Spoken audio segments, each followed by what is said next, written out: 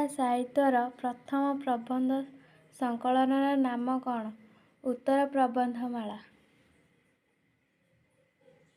ଗଳ୍ପ ନୁହେଁ ସମାଲୋଚନା ପୁସ୍ତକର ଲେଖକ କିଏ? ଉତ୍ତର ନଟବର ସାମନ୍ତରାୟ। ଶଙ୍ଖ ପତ୍ରିକାର ସମ୍ପାଦକ କିଏ?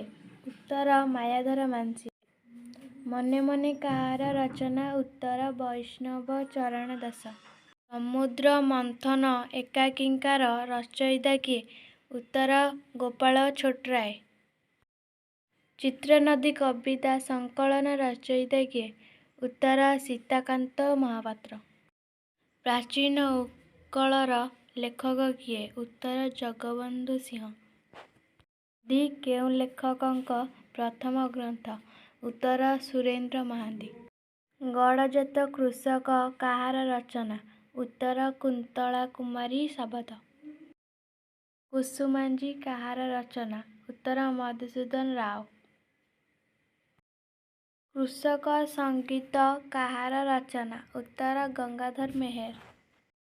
ମାଂସର ବିଳାପ କାହାର ରଚନା? ଉତ୍ତର କାଳିନ୍ଦୀ ଚରଣ ପାଣିଗ୍ରାହୀ। ଧାନ ସାଉଁଟା ଝିଅ କାହାର ରଚନା? ଉତ୍ତର ହୃଷିକେଶ ମଲ୍ଲିକ।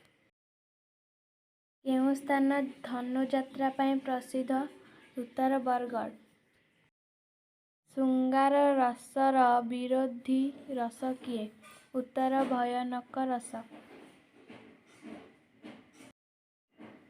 ଜାତିରେ ମୁଁ ଯବନ ଗ୍ରନ୍ଥର ରଚୟିତା କିଏ? ଉତ୍ତର ଚିତ୍ତରଞ୍ଜନ ଦାସ।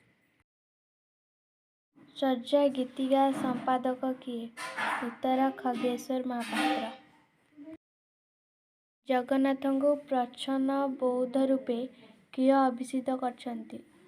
ଉତ୍ତର ନଗେନ୍ଦ୍ରନାଥ ବସୁ। ବିଦ୍ୟାପତି କେଉଁ ଭାଷାର କବି? ଉତ୍ତର ମୈଥିଳି ଭାଷା। ବଳରାମ ଦାସ କେଉଁ ସମ୍ପ୍ରଦାୟ ଅନ୍ତର୍ଭୁକ୍ତ? ଉତ୍ତର ବିଷ୍ଣୁସ୍ୱାମୀ। ପଞ୍ଜୁରୀ ପକ୍ଷୀ ଗଳ୍ପ କାହାର ରଚନା? ଉତ୍ତର ରାଜକିଶୋର ପଟ୍ଟନାୟକ। ମହିମା ଧର୍ମ ପ୍ରବର୍ତ୍ତକ ମହିମା ସ୍ୱାମୀଙ୍କର ଦ୍ୱିତୀୟ ଶିଷ୍ୟ କିଏ? ଉତ୍ତର ଭୀମ ଭୋଇ। କାବ୍ୟ ଓ କଳକାର ସମାଲୋଚନା ଗ୍ରନ୍ଥର ଲେଖକ କିଏ? ଉତ୍ତର ଚିନ୍ତାମଣି ବେହେରା। ଏହିପରି ଭିଡ଼ିଓ ଦେଖିବାକୁ ମୋ ଚ୍ୟାନେଲକୁ ସବସ୍କ୍ରାଇବ କରନ୍ତୁ ଏବଂ ଲାଇକ୍ କରନ୍ତୁ।